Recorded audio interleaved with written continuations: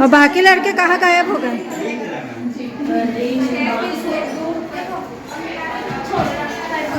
हटा रहे hi guys, ये हमारी स्कूल है। हाय गाइस, हम यहाँ प्रैक्टिस हमारी प्रैक्टिकल क्लास है और देखो सब प्रैक्टिकल कर रहे हैं। उधर नंबर है।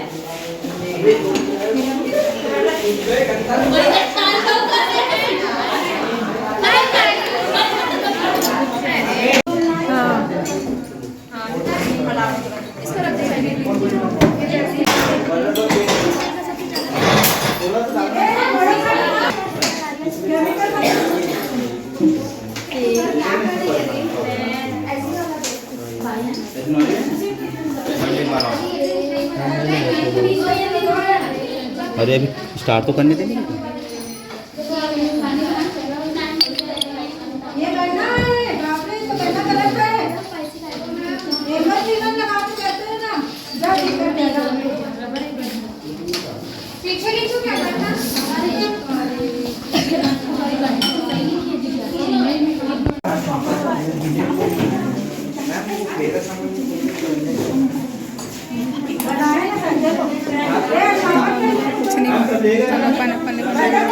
पागल हो, हाथ में क्या क्या कर रहे हो तुम लोग?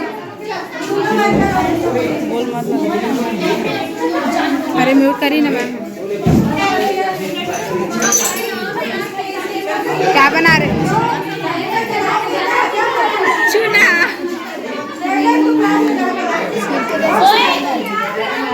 दिखा।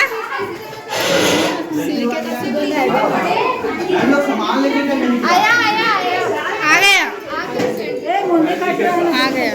अरे काट के बना हमारा छत बनना।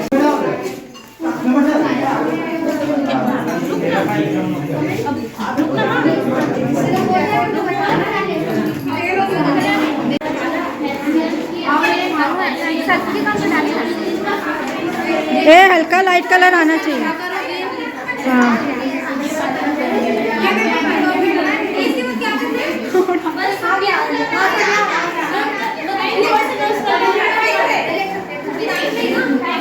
डार्क कलर है, डार्क कलर है।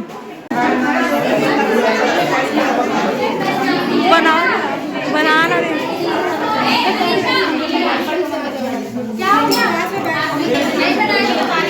चेहरा नहीं दिखाता।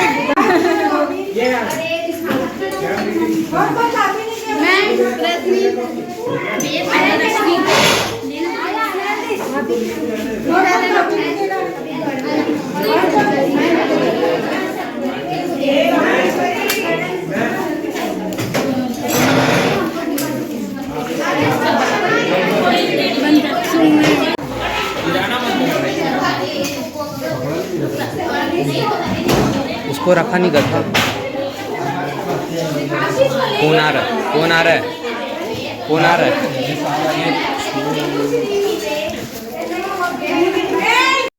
सभी को नमस्कार। 19 तारीख को हमारे स्कूल में कक्षा 12वीं के छात्रों की रसायन विज्ञान प्रयोग की परीक्षा हुई और 18 तारीख को हम लोगों ने सामान को व्यवस्थित किया था। उसका क्लिप है और कुछ 19 तारीख का है और आपको कुछ क्लिप शॉर्ट फॉर्म में दिखेगी और कुछ लॉन्ग वीडियो के रूप में दिखेगी, क्योंकि मेरे पास उतना समय तो नहीं रहता ना। मैं इंटरनल थी, तो जब बच्चों के प्रयोग हो गए थे तो उनको मैंने मोबाइल दिया था, तो उनको जैसा भी जमा होगा उन्होंने अपने अनुसार वीडियो निकाली है। तो आप उतना ध्यान नहीं देंगे, आप उद्देश्य की तरफ ध्यान दें कि मैं क्या कहना चाहती हूँ। तो आप देखते ही होंगे आप प्रयोग के समय बच्चे कितने उत्साहित दिख रहे हैं और परीक्षा के बाद उनके चेहरे पे जो खुशी होती है परीक्षा संपन्न होने की, क्योंकि साल भर का मेहनत होता है, मेरा भी और बच्चों का भी प्रयोग करने के समय। और रसायन विज्ञान के प्रयोग के समय तो एक रिस्क भी रहती है, बहुत ज़्यादा सावधानियों की ज़रूरत होती है।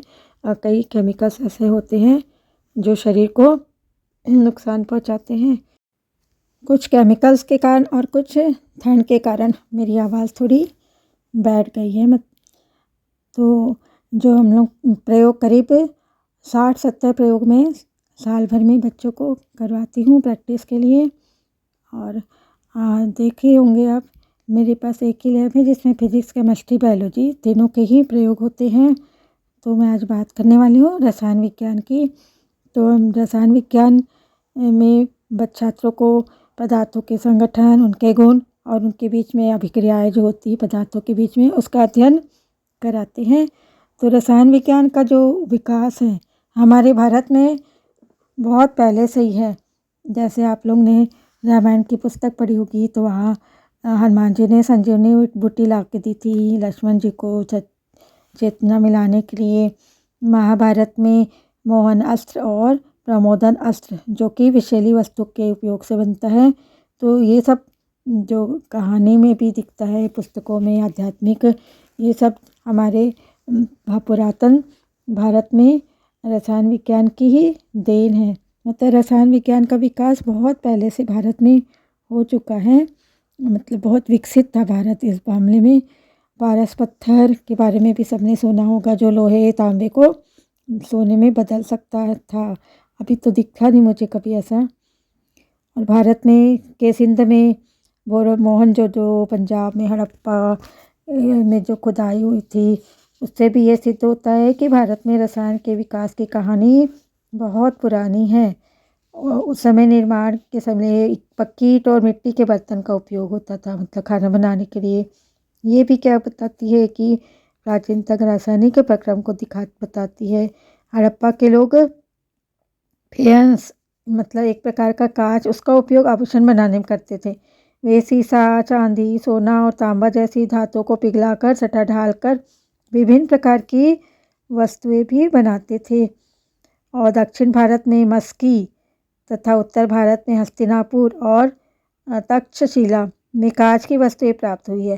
कांच और ग्लेज को रगड़ने के लिए धातु के ऑक्साइड मिलाए जाते थे।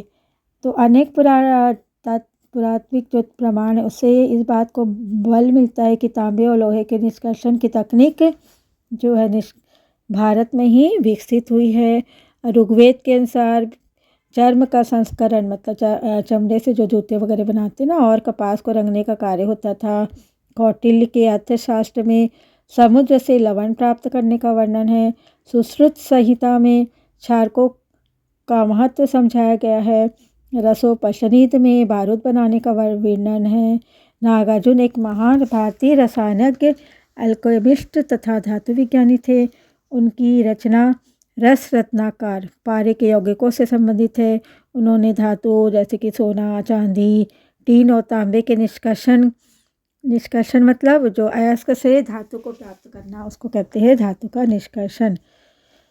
अयस्क के रूप में अब उतना मैं डिटेल नहीं बता सकती आप लोगों को। मतलब एक प्रकार का अयस्क जिसमें बहुत सारे धातु मिक्स रहते हैं, उसमें से एक विशेष धातु को छांटना की प्रक्रिया समझो। अब शॉर्ट में समझाई हूँ मैं। तो नागार्जुन ने बताया था, ये निष्कर्षण के बारे में वर्णन किया था। अजंता और एलोरा की दीवारों पर पाई गई चित्रकारी भी अनेक वर्षों के बाद वैसी ही नहीं लगती है। तो ये सब पुरातन भारत में ज्ञान के विकास को दिखाती कि ज्ञान का शिखर, मतलब हमारा भारत शिखर पर था ज्ञान के विकास के स्तर पर। और जो अजंता एलोरा की दीवार है, उनकी छत, घर और मंदिर पर लगाए गए लसदार पदार्थ की जानकारी को दर्शाता है।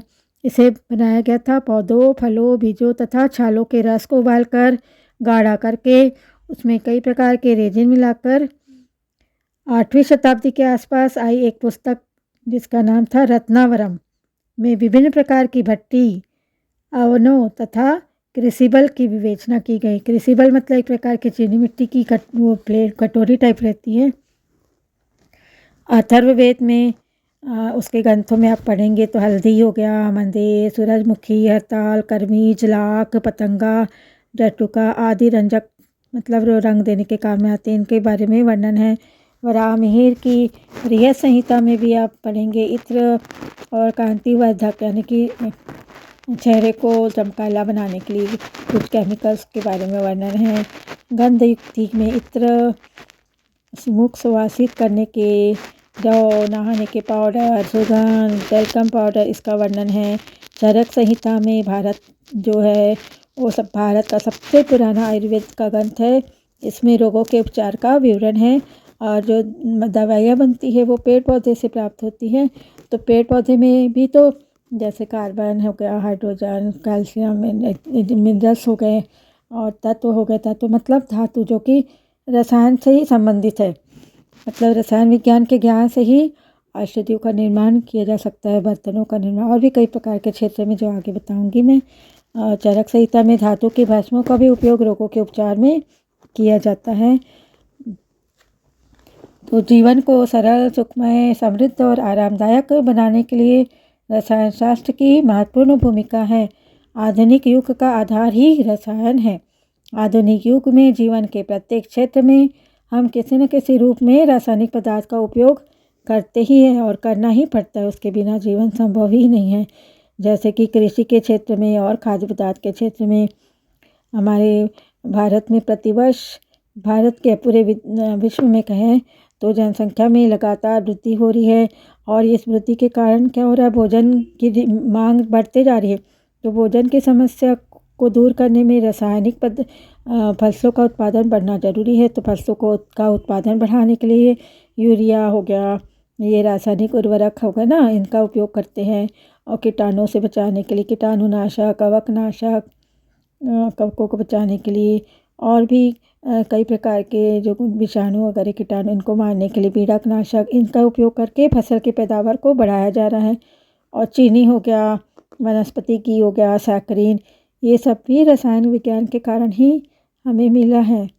खाद्य पदार्थों के परिरक्षण के लिए, मतलब सड़ने से बचाने के लिए परिरक्षक का उपयोग करते हैं। सोडियम बेंजोएट, पता है ना आपको, एसिटिक एसिड। और खाद्य पदार्थों में की जांच के लिए, मिलावट की पहचान के लिए भी विभिन्न प्रकार के रसायन उपयोग में आते हैं। औषधि के क्षेत्र में तो आपको सबको पता है कितना ज़्यादा उपयोग है, मनुष्य के लिए भी और जानवरों के लिए भी और पेड़ पौधे में भी। सब में रोग का उन्मूलन और स्वास्थ्य रक्षा में औषधियाँ रसायन के कारण ही हमें मिलती हैं। तो औषधियों के भी अलग अलग प्रकार है। कुछ है जीवन रक्षक औषधि, रोग प्रतिरोधक वाली, दर्द निवारक औषधि, निश्चेतक, रोगाणुनाशी, संक्रमणकारी, जीवाणुनाशी, एंटीसेप्टिक, एंटीबायोटिक, इस प्रकार की कई औषधियाँ हैं जो रसायन विज्ञान के देन के कारण ही हमें मिली हैं। अभी आपने 2 साल पहले देखा होगा, 3 साल लगभग बीतने जा रहा है, कोरोना की महामारी आई थी और जिससे हम उबर पाए केवल रसायन की देन के कारण ही। जो टीके बने हैं, इंजेक्शन बने हैं और विभिन्न प्रकार की दवाइयाँ, ये सब रसायन विज्ञान के विकास को दर्शाती है।